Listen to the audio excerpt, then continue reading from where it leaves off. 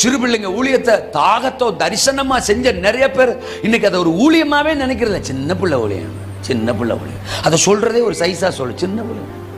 ஏங்க சின்ன பிள்ளைய ஊழியம் மாதிரி சிறந்த ஊழியம் எதுவும் கிடையாது. சின்ன பிள்ளை தான் முழு ஆத்துமா, மற்றதெல்லாம் அரை ஆத்துமா கொர ஆத்துமா. ஏன்னா பாதி வருஷங்கள் முடிஞ்சு வச்சு, அதுக்கெல்லாம் அரை ஆத்துமா கொர ஆத்துமா. சின்ன பிள்ளை தான் முழு ஆத்துமா. அது வாழ போற வருஷங்கள் நிறைய இருக்கு. சின்ன வயசுலயே கிறிஸ்துவ பிள்ளைகளுக்குள்ள விதைச்சு தேவன் பக்கம் பிள்ளைகளை இழுத்துட்டோம்னா அவங்க சபையில மிகப்பெரிய தூண்களா, தேசத்தை அசைக்கிறவங்களா மாறுவாங்க. சின்ன பிள்ளைங்க ஊழியத்தை யாரும் அசால்ட்டா நினைக்காதீங்க. மகிமையான ஊழியம் செய்யறதும் இல்ல, செய்யற ஆளை செய்ய விடுறதும் இல்ல. நீங்க தான் சின்ன பிள்ளை ஊழியம் செய்றீங்களோ, பாட்டு சொல்லி கொடுக்கறத பாரு. ஒரு கதை சொல்ல தெரியுதா உனக்கெல்லாம்? நான்லாம் அப்ப சின்ன பிள்ளை ஊழியம் செய்யும் போது ஒத்த பிள்ளை வராது. அல்ல சொல்லுங்க.